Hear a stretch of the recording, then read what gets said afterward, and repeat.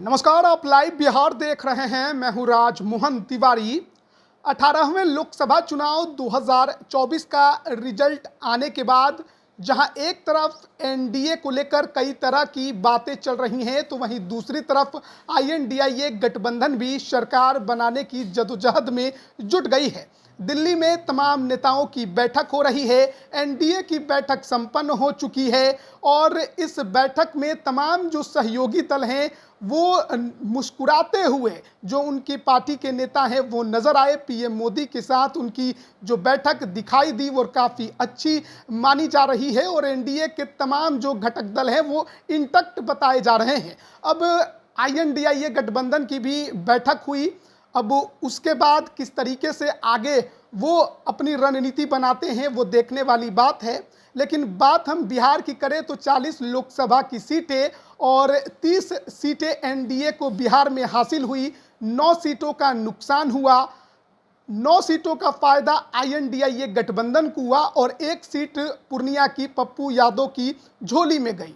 नीतीश कुमार अब जिस तरीके से खिलखिलाते दिखाई दे रहे हैं, जिस तरीके से उनका आत्मविश्वास दोबारा लौटते नजर आ रहा है, जेडीयू के नेताओं के जो बोल हैं वो भी अब काफ़ी ज़्यादा मनोबल के साथ सुनने को मिल रहे हैं। ऐसे में कई तरह के कयास बिहार की राजनीति और देश की राजनीति में लगाए जा रहे हैं। विस्तार से चर्चा करेंगे। हमारे साथ वरिष्ठ पत्रकार रविरंजन जी हैं और वरिष्ठ पत्रकार प्रवीण बागी हैं। सबसे पहला तो कमेंट यही रहेगा सवाल के तौर पर कि किस तरीके का रिजल्ट और नीतीश कुमार का जो चेहरा खिलखिला रहा है, क्या मायने निकाले जाए? तेजस्वी यादव के साथ एक फ्लाइट में आज दिल्ली गए हैं। वो देखिए, जीत की खुशी है, जो खिलखिलाहट है और जिस तरह से वो बीमार दिख रहे थे पूरे चुनाव के दौरान, और इसीलिए उन्होंने प्रचार भी बहुत कम किया। मगर अब उनके सेहत में बदलाव आया है, तो ये इस चुनाव में 12 सीटें मिलना उनके लिए किसी बूस्टर डोज की तरह काम किया उसने, और वो अब स्वस्थ दिख रहे हैं बिल्कुल। मगर इस चुनाव में कई बातें ऐसी हुई जो बिल्कुल असामान्य थी। जैसे एक तो कि 2 लोगों की लुटिया पूरी तरह डूब गई। एक मुकेश सहनी वीआईपी और एक उपेंद्र कुशवाहा।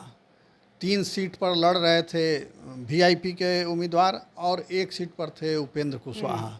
उपेंद्र कुशवाहा भी हार गए और वीआईपी के भी तीनों उम्मीदवार हार गए। और सबसे बड़ी जो सफलता इस पूरे चुनाव में रही वो सफलता है पप्पू यादव की सफलता।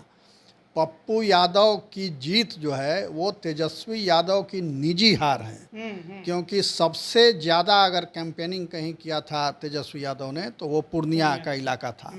और अंतिम सभा में उन्होंने यहाँ तक कह दिया कि अगर आप राजद को नहीं वोट दे सकते तो एनडीए को वोट दे दीजिए, मगर किसी निर्दलीय को दे करके वोट बर्बाद मत कीजिए। इसके बावजूद वहाँ पप्पू यादव जीत गए और जो एमवाई समीकरण है जो उनका, वो पूरी तरह वहाँ ध्वस्त हो गया। पप्पू यादव के साथ चला गया। पप्पू यादव के साथ चला गया। तो वो एक उनकी निजी पराजय है। और दूसरी निजी पराजय लालू प्रसाद की है इस चुनाव में, वो है छपरा से रोहिणी आचार्य की हार सारण से।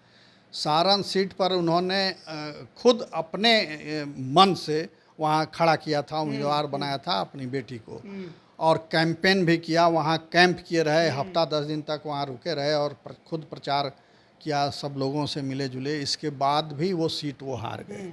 मार्जिन कम रहा लेकिन हार गए। तो ये उनकी निजी हार थी। ये जरूर है कि वहाँ पाटलिपुत्र की सीट वो जीत गए, मीसा भारती वहाँ से जीत गई।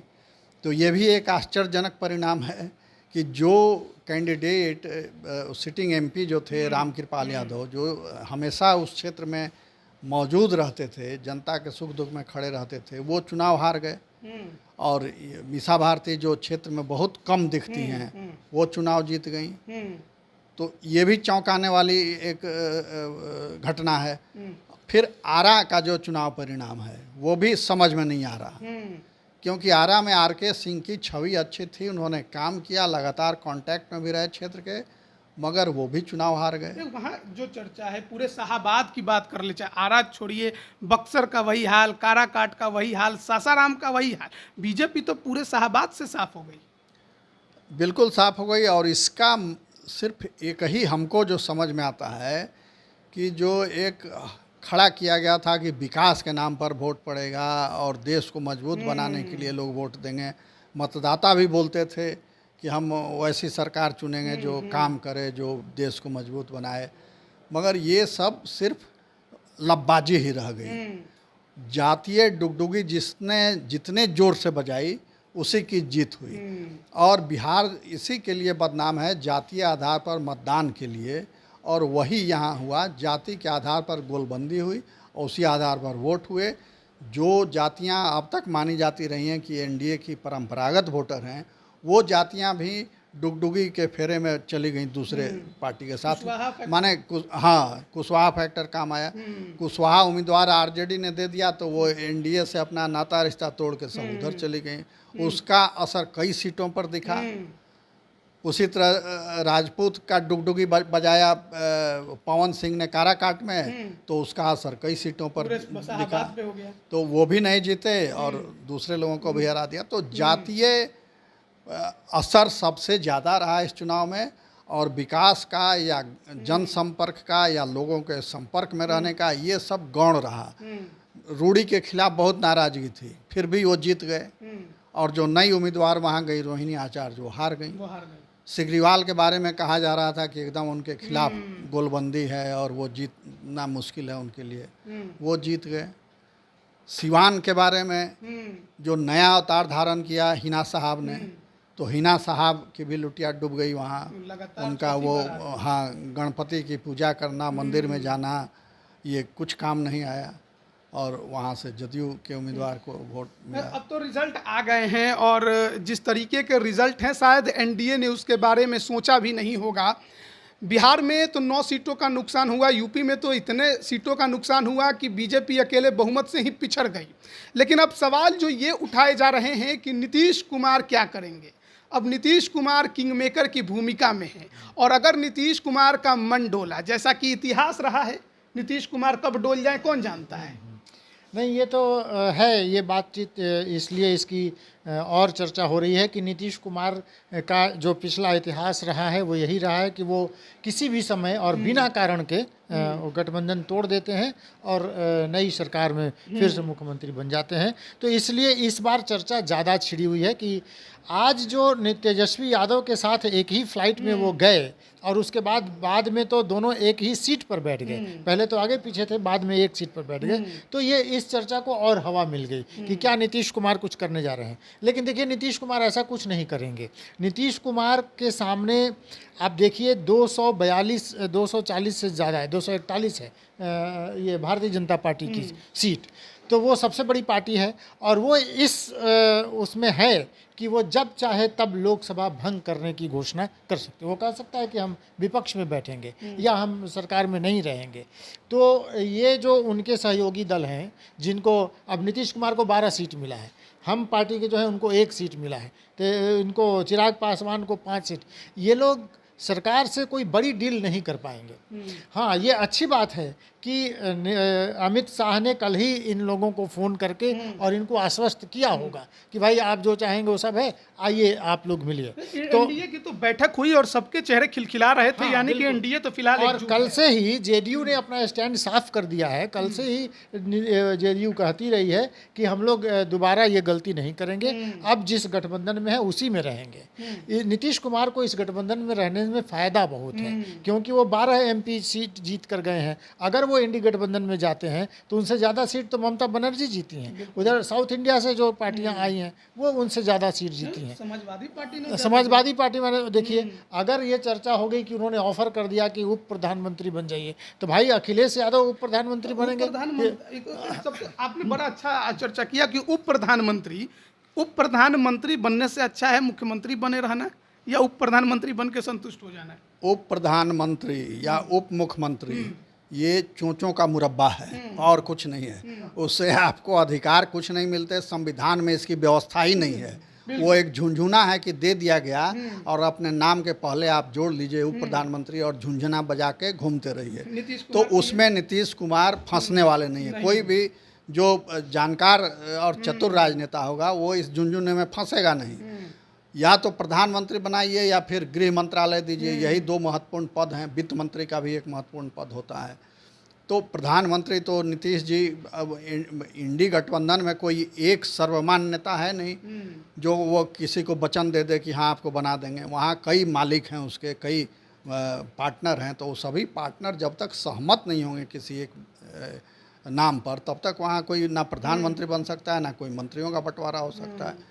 तो इसलिए बहुत आसान वहाँ नहीं है जितना समझा जा रहा है। और इस तरह से वो प्रेजेंट कर रहा है इंडी गठबंधन, जैसे उसने चुनाव जीत लिया। चुनाव जीता नहीं, कुछ सीटें जरूर बढ़ी हैं कांग्रेस की, सिर्फ इतना ही सच है कि उनकी सीटें बढ़ी हैं, मगर इसका मतलब ये नहीं कि एनडीए हार गया, क्योंकि एनडीए इलेक्शन के पहले का गठबंधन है और उसको सीधा बहुमत मिला, स्पष्ट बहुमत मिला है। भाजपा की सीटें जरूर कम हुई है, भाजपा को अपने दम पर बहुमत नहीं मिला, ये उसके लिए थोड़ा जरूर झटका है, बड़ा धक्का है उसके लिए कि इतना काम करने के बाद भी नहीं मिला। मगर एनडीए तो बहुमत में है, बहुत कंफर्टेबल मेजॉरिटी में है, वो सरकार बनाएंगे लोग। तो वहाँ जाने से इनको कोई ऐसा मिलने वाला नहीं नीतीश है। कुमार को अगर एनडीए छोड़ना हो तो वो गृह मंत्रालय पर छोड़ देंगे या प्रधानमंत्री के पद पर छोड़ेंगे? गृह मंत्रालय में कोई वैसा हमको नहीं लगता है कि ये है, अगर बनना ही होगा, और वो तो प्रधानमंत्री मटेरियल हैं। हाँ। उसको तो बीजेपी के नेता भी कह चुके हैं कि पीएम मटेरियल हैं, तो पीएम मटेरियल गृह मंत्री थोड़ी बनेगा। क्या? वो तो बनना चाहेंगे तो प्रधानमंत्री के दावेदार होंगे। क्या नीतीश कुमार के लिए जो ये रिजल्ट रहा, सबसे खुशी की बात यह है कि अब वो 2025 के विधानसभा चुनाव में डील करने की स्थिति में आ गए? बिल्कुल, अब नीतीश कुमार, मैं यही कह रहा था कि नीतीश कुमार अब उस स्थिति में है कि अपने हिसाब से वो राजनीति करेंगे और बीजेपी बड़ी पार्टी होने के बावजूद भी उनके इशारे पर चलेगी। वो नीतीश कुमार आराम से बिहार में राज करेंगे, 2025 में भी वो मुख्यमंत्री बने रहेंगे। अपने सहयोगियों को, जो उनके बेहद करीबी सहयोगी हैं, जिसमें संजय झा का नाम लिया जा सकता है, ललन सिंह का नाम लिया जा सकता है, इन सभी लोगों को केंद्र में अच्छा मंत्रालय दिला देंगे और बहुत आराम से वो राज करेंगे। अब देखिए, नीतीश कुमार 12 सांसदों के साथ वहाँ गए हैं, एनडीए की बैठक में दिल्ली में शामिल हुए हैं, तो नीतीश कुमार कम से कम 3 मंत्रालय तो ज़रूर मांग सकते हैं। चिराग पासवान भी मांग रहे हैं, उनको भी एक कैबिनेट मिनिस्ट्री और एक जो है राज्य मंत्री का दर्जा चाहिए, जैसा वो चर्चा है। हम पार्टी के जो हैं जीतन राम मांझी, उनको एक कैबिनेट मिनिस्टर तो निश्चित रूप से बनेंगे। तो भाजपा के पास अभी देने के लिए बहुत कुछ है और इन लोगों के पास अपने हिसाब से 12 सीट लेके आप क्या मांगेंगे? तो आपको जितना चाहिए वो सब मिलने वाला है। इसलिए ये सेफ वो उसमें है नीतीश कुमार, और बहुत आराम से इसमें राज करने की स्थिति में है, बीजेपी को अपने इशारों पर नचाने की स्थिति में है। तो नीतीश कुमार इस गठबंधन को छोड़कर कहीं नहीं जा रहे हैं। 2025 के इलेक्शन को देखते हुए फिर दोनों पार्टियां एक साथ चुनाव लड़ेंगी और भाजपा और जदयू के गठबंधन से ही यहाँ भी सरकार बनाने की कोशिश करेंगे। आपने मंत्रिमंडल की चर्चा कर दी है, तो अब उस पर भी आ जाते हैं। पहले जो सरकार थी एनडीए की, बिहार से केवल बीजेपी से ही लोग मंत्री थे। अब तो एनडीए गठबंधन की सरकार देश में बनेगी, तो बिहार से आपको कौन ऐसे नेता हैं जो मंत्री बनते दिखाई दे रहे हैं? जो 2-3 नाम बतलाए रवि जी ने, तो वो तो हैं ही। चिराग पासवान का नाम बिल्कुल पक्का है। कैबिनेट मंत्री का कैबिनेट मंत्री राज्य बनेंगे, नहीं कैबिनेट मंत्री बनेंगे, क्योंकि बिल्कुल कैबिनेट मंत्री बनेंगे और प्रधानमंत्री के साथ उनका बहुत अच्छा बॉन्डिंग है, तो इसलिए वो बनेंगे। जीतन राम मांझी हैं, वो भी चूँकि अपने पार्टी के अध्यक्ष हैं वो, तो वो बनेंगे। जनता दल यूनाइटेड में कई चेहरों की चर्चा है। संजय झा हैं, ललन सिंह हैं, हाँ संजय झा बहुत करीबी हैं सीएम के, और भाजपा से भी उनके संबंध हैं, भाजपा के से ही वो यहाँ आए थे, तो उनका उधर भी कनेक्शन है और इधर भी वो मजबूत स्थिति में, तो उनका तो नाम लगभग तय ही है। और भी नए चेहरे भी कुछ बन सकते हैं, उसमें हो सकता है कि कुछ महिला उम्मीदवार हों जो जीत करके आई हों, उनको मौका मिल सकता है, मगर महिला तो बहुत कम जीती है बिहार से। फिर भी तो 4-5 तो हैं ही। लवली आनंद जीती हैं, विजय लक्ष्मी जीती हैं, शांभवी जीती हैं, वीणा देवी जीती हैं। तो चूँकि चिराग के पार्टी की हैं, तो उनको एक ही बर्थ मिलेगा वहाँ राज्य मंत्रिमंडल मंत्री में। का मिला तो राज्य मंत्री का मिला तो वो हो सकती हैं, शांभवी एक महिला के नाम पर हो सकती हैं, लवली आनंद भी हो सकती हैं जदयू कोटे से, अगर ज़्यादा सीटें उनको मिलती जिस हैं तरह तो। से 2024 के लोकसभा चुनाव में कुशवाहा मतदाताओं का बिखराव हुआ, क्या कुशवाहा मतदाताओं को फिर से अपने पाले में करने के लिए एनडीए इस समाज से भी किसी को मंत्री बना सकता है? चाहे जेडीयू की हम बात कर ले, जेडीयू में भी कई कुशवाहा समाज के नेता सांसद बने इस बार। सिर्फ कुशवाहा ही नहीं, सभी जातियों का वो तालमेल बैठाएंगे, पार्टियों का और जातियों का वो बैठाया जाएगा, रणनीति उसकी बनाई जाएगी कि कैसे सबको साथ लिया जाए। पार्टियां भी नाराज़ ना हो, जातियां भी नाराज़ ना हो, और सबको लगे कि हमारा प्रतिनिधित्व वहाँ पर्याप्त मात्रा में हुआ है, हमारे नेता वहाँ हैं, सरकार में मौजूद हैं। तो ये एक कोई सर्वमान्य फार्मूला इसका निकालेंगे सभी नेता बैठ करके, और उसी आधार पर मंत्रिमंडल का गठन होगा। तो बीजेपी से क्या चेहरे बदलते आपको दिखाई दे रहे हैं? गिरिराज सिंह जीत गए बेगूसराय, लेकिन आरके सिंह हार गए हैं आरा में, तो क्या वो चेहरा बदलेगा? अश्विनी चौबे चुनाव में फाइट ही नहीं किए, तो बीजेपी में कौन चेहरा आपको नया दिखाई दे रहा है जो केंद्र में मंत्री बन? हमको लगता है कि बीजेपी में जितने भी अभी मौजूदा मंत्री हैं सब के सब बदल जाएंगे। अच्छा। और बिल्कुल नए चेहरे मिलेंगे, क्योंकि जो लोग मंत्री रहे, 2 टर्म रहे यहाँ से, उनका परफॉर्मेंस बहुत अच्छा नहीं दिखा और क्षेत्र में नाराज़गी भी थी। तो ये सब फीडबैक है, और सरकार के सामने ये भी चुनौती है, खास करके भाजपा के आगे, कि जो जनाधार खिसका है उसको कैसे हम फिर से वापस अपने साथ लाएं। तो इसलिए वो चुनेगी इसमें, और वैसे लोगों को मंत्री बनाएगी जो सक्षम हो, पूरी मेहनत से और लगन से काम कर सकें, और जिन पर कोई आरोप ना हो, कोई दाग ना हो। तो वैसे चेहरों को चुना जाएगा, और जो लोग अभी हैं वो तो उन सबों को बदला जाएगा, ऐसा मुझे लगता क्या है। गिरिराज सिंह की जगह विवेक ठाकुर ले सकते हैं? विवेक ठाकुर ले सकते हैं, राकेश सिन्हा हैं, वो बन सकते हैं, राज्यसभा में हैं हाँ, वो। उनका लेकिन जुलाई में टर्म खत्म हो हाँ, तो फिर हो जाएगा, उनका एक्सटेंशन होगा या कुछ भी करेंगे लोग। विवेक ठाकुर भी हैं एक उम्मीदवार, सीपी ठाकुर के पुत्र हैं, तो इस नाते भूमिहार जाति के वो हैं, तो उनका भी नाम हो सकता है। और भी बहुत सारे नाम हो सकते जेडीयू में हैं। एक ब्राह्मण चेहरा सांसद बने हैं सीतामढ़ी के देवेश चंद्र ठाकुर, बड़े सुलझे हुए नेता कहे जाते हैं, क्या उनकी कोई चांस आपको दिखाई दे रही है? अगर नीतीश जी चाहेंगे तो ज़रूर बनेंगे, और नीतीश जी के वो प्रिय हैं। जब टिकटों का बंटवारा भी नहीं हुआ था तब उन्होंने वो सीट उनको अलॉट कर दी थी नीतीश जी ने, तो इसलिए हो सकता है कि वो भी आ जाएं उसमें। वो भी आ सकते हैं उसमें। तो ये इन नामों के बारे में आप? देवेश चंद्र ठाकुर बिहार सरकार में मंत्री रह चुके हैं, नीतीश कुमार के बेहद करीबी हैं। तो जो 3 लोग जो हैं, माने जिनकी चर्चा अगर की जा सकती है, उसमें संजय झा, ललन सिंह और देवेश चंद्र ठाकुर, इन तीनों नाम की चर्चा हो सकती है। एक राज्य मंत्री की बात जो है वो जो चिराग पासवान ने डिमांड की है, तो अशोक चौधरी भी नीतीश कुमार के बेहद करीबी हैं, और सांभवी उनकी बेटी हैं, तो 2 पैरवी उनके साथ दिख रही है। एक तो नीतीश कुमार के तरफ से भी कहा जा सकता है कि सांभवी को और सबसे यंग एमपी बन के गई हैं और तेज़ तरार पढ़ी लिखी हैं, तो उम्मीद की जा सकती है कि उनको भी मंत्रालय में शामिल किया जाए। चिराग पासवान के बहनोई भी इस बार पहुंचे हैं। हाँ, चिराग पासवान के बहनोई हैं, और चिराग पासवान को अगर एक ही मंत्रालय मिलेगा तो निश्चित रूप से वो उन्हीं को मिलेगा, चिराग पासवान को ही मिलेगा।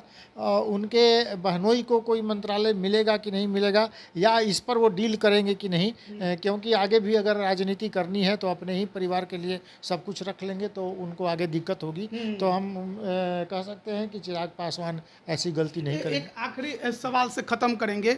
उपेंद्र कुशवाहा काराकाट हार गए, क्या उपेंद्र कुशवाहा की राजनीति अब खत्म हो गई या कुछ बचा हुआ है? नहीं, राजनीति खत्म नहीं हुई है, अभी तो बहुत सारे रास्ते हैं। अभी तो उनके पास राज्यसभा में उनको ले जा सकते हैं, राज्यसभा की सीट खाली होगी, फिर बिहार का चुनाव होना है, उसमें उनकी भूमिका बड़ी हो सकती है। एमएलसी वाली सीट भी राष्ट्रीय लोक मोर्चा को मिली है। हाँ, तो उसमें भी जा सकते हैं वो, मगर हमको नहीं लगता है कि अब वो बिहार की राजनीति में रहेंगे, वो केंद्रीय राजनीति में जाना चाहेंगे। वो भी जीते होते तो उनका भी एक मंत्रिमंडल में स्थान तय होता, तो हो सकता है उनको राज्यसभा के थ्रू फिर सरकार में लिया जाए, क्योंकि वो अपनी जाति के एक नेता हैं, जातीय नेता हैं, और ये तो तय हो गया कि बिहार में जाति के आधार पर वोट पड़ती है। और क्या बीजेपी उपेंद्र कुशवाहा को राज्यसभा के जरिए अपने साथ लाकर जो नाराज कुशवाहा समाज के मतदाता हैं उनको साधने की कोशिश करेगी? कर सकती है, ये हो सकता है कि उनको मौका दिया जाए एक बार फिर, ये हो सकता है। मगर जो सबसे बड़ी बात ये है, वो है कि माले की जीत। उसको हम लोग उतना महत्व नहीं दे रहे हैं, मगर वो बड़ी जीत है माले की। 3 सीट में 2 सीट उसने जीत लिया, ये एक बहुत बड़ी सफलता है। और दूसरी बात ये कि उसने बिल्कुल अलग ढंग से चुनाव प्रचार किया। वो इन पार्टियों की तरह काफिला लेकर नहीं निकलते हैं। बहुत पैसे के आधार पर काम उनका नहीं होता है। कार्यकर्ता नोट लेकर के काम नहीं करते उनके यहाँ। अभी भी वो जीप पर, मोटरसाइकिल पर, साइकिल पर ही प्रचार करते हैं, कम खर्चे में चुनाव लड़ते हैं और वो जीत गए।